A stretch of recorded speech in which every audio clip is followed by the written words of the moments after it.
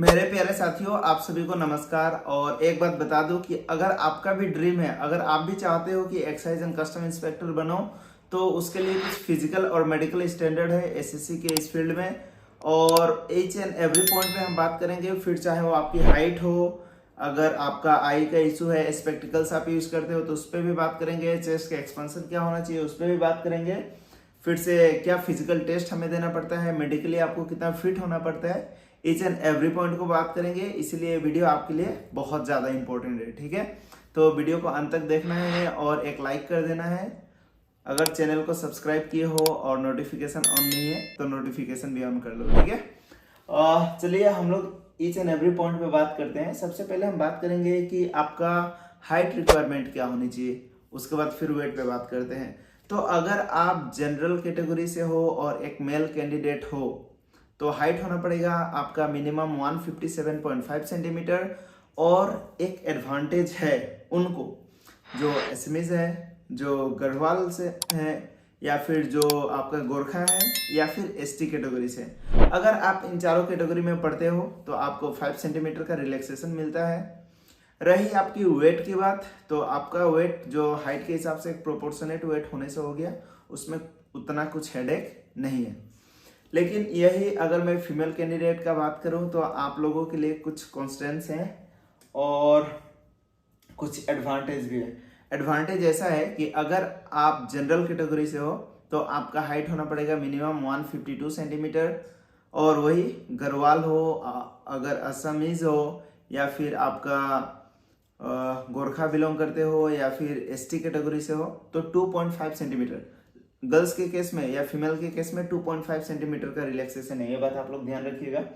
हाँ, लेकिन एक कंडीशन है कि आपका वेट मिनिमम 48 केजी होना पड़ेगा। कम से कम आपका वेट 48 केजी होना पड़ेगा। हालांकि अगर आप जो कैटेगरीज में बोला हूँ उसमें बिलोंग करते हो तो 2 केजी का आपको रिलैक्सेशन मिलेगा, यानी कि 2 केजीज आपके वेट अगर कम भी है तो उतना कुछ इशू नहीं होता है। ये मिनिमम वेट्स है। हाँ, अब मैक्सिमम भी ऐसा ना हो कि आप लोग एकदम 100 केजी के हो, ऐसा नहीं होना चाहिए। आप लोग मेंटेन कीजिए, थोड़ा रनिंग वगैरह कीजिए, थोड़ा लाइट एक्सरसाइज कीजिए, ताकि वो आपका पढ़ाई में भी हेल्प हो और आप फिजिकली फिट भी रहो, ठीक है। अब हम आते हैं कि टेस्ट क्या होता है। अच्छा, इससे पहले और एक चीज बताऊं, लाइक कर दो, ठीक है, अभी तक वीडियो देख रहे तो। एक इंपॉर्टेंट चीज मैं बता रहा हूँ कि बहुत लोग पूछते हैं कि आपका मेडिकल टेस्ट में क्या होता है।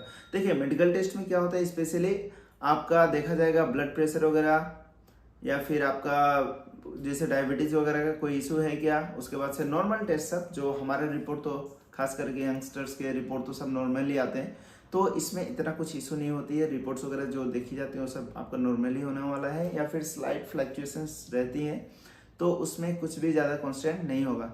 एक बात याद रखो, सबसे पहला टारगेट आप लोग का है इस एग्जाम को क्रैक करना, ठीक है। Once you manage through this paper, उसके बाद ये सब चीज़ें में थोड़ा रिलैक्सेशन आपको रहता है, ठीक है। अब आते हैं जो सबसे इंपॉर्टेंट चीज है, आपको टेस्ट क्या क्या देना पड़ता है, फिजिकल टेस्ट। तो पहले मैं मेल कैंडिडेट के लिए बात करता हूँ, फिर फीमेल के लिए बात करूंगा। और मेल कैंडिडेट का क्या होता है, उनका वॉकिंग होता है 1600 मीटर का, यानी कि आपको 1600 मीटर 1600 मीटर का वॉक करना है, और आपके पास अवेलेबल टाइम होगा 15 मिनट। 15 मिनट में आपको 1600 मीटर का वॉक करना होता है। और एक चीज़ है साइकिलिंग, साइकिलिंग भी करना होता है आप लोगों को। आपको आधे घंटे में 8 किलोमीटर का साइकिलिंग करना होता है, यानी कि 30 मिनट के दौरान 8 किलोमीटर आपको साइकिल चलाने हैं। आप जिनको साइकिल नहीं आता है, या फिर बचपन में साइकिल नहीं सीखे हो, आप कैसे भी सीख लो, ठीक है। ये पोस्ट अगर चाहिए तो साइकिलिंग कम से कम सीख लो कि साइकिल चला पाओ, ठीक है, साइकिल चला पाओ। और आपको 30 मिनट में 8 किलोमीटर चलाना है, समझ में आ गया। अब मैं बात करता हूँ फीमेल कैंडिडेट को। तो फीमेल कैंडिडेट के लिए क्या है कि उनका भी वॉकिंग है, लेकिन रिलैक्सेशन तो होगा ही थोड़ा एज कम्पेयर टू मेल, क्योंकि फीमेल है भाई। तो जोक से पार्ट, उनका वॉकिंग टेस्ट में 1 किलोमीटर का वॉकिंग टेस्ट होता है, और उनको टाइम दिया जाता है 20 मिनट, यानी कि 20 मिनट में उनको 1 किलोमीटर वॉक करना है।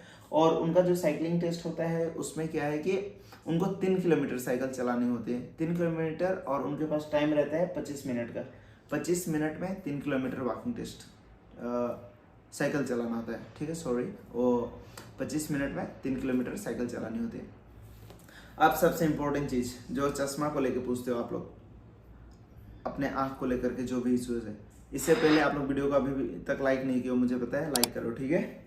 और विजन को लेके जो है सबसे इम्पोर्टेंट चीज़ ये बता दूं मैं कि अगर आप स्पेक्टिकल्स यूज करते हो still you are eligible, provided spectacles के साथ करेक्शन सही हो और चीज़ों का परफेक्टली जो नंबर्स वगैरह हो उसको देख पाओ, तो करेक्शन के साथ अलाउड है, यानी कि चश्मा वगैरह सब अलाउड है। बट कंडीशन ये है कि कलर ब्लाइंडनेस नहीं होना चाहिए। अब कलर ब्लाइंडनेस में कौन कौन सा कलर को लेके इशू रहता है ये आप लोग मुझे कमेंट करके बताओगे कि हाँ ये कलर में डिफ्रेंशिएट नहीं कर पाते हैं। और अगर आपको लगता है कि आपको भी ये इशू है तो आप लोग क्या करना कि ऑनलाइन जाना, उस पर कलर ब्लाइंडनेस टेस्ट सर्च करना ऑनलाइन गूगल में। वहाँ कुछ नंबर्स आते हैं जो कुछ कलर्स के पहेलियों में छिपे हुए होते हैं, आपको देख करके उन नंबर को डिटेक्ट करना होता है। तो आप लोग ट्राई करना आज सब कोई और करके बताना किसका ये इशू है और किसको ये इशू नहीं है, ठीक है। ये मस्ट है कलर ब्लाइंडनेस वाली चीज, ठीक है। अगर है कलर ब्लाइंडनेस का इशू तब तो आप एलिजिबल नहीं हो। बाद बाकी वही सब जो बेसिक चीजें मैं बता दिया।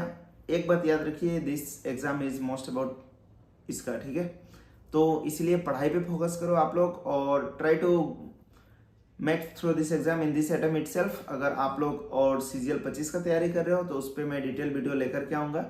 तब तक आपको चाहिए कि कुछ इंपॉर्टेंट टॉपिक्स है जो मैं एड्रेस कर दूं ताकि आप लोग का कन्फ्यूजन वगैरह दूर हो जाए। तो आप लोग मुझे कमेंट में बताओ, मैं डेफिनेटली कमेंट का रिप्लाई करना चाहूँगा और अगर देखूंगा कि इशू बड़ा है तो मैं उस पर एक डिटेल वीडियो बना दूंगा, ठीक है। मेरे साथ जुड़े रहने के लिए बहुत बहुत धन्यवाद और इतना प्यार देने के लिए इतना कम टाइम में thank you so much. Bye.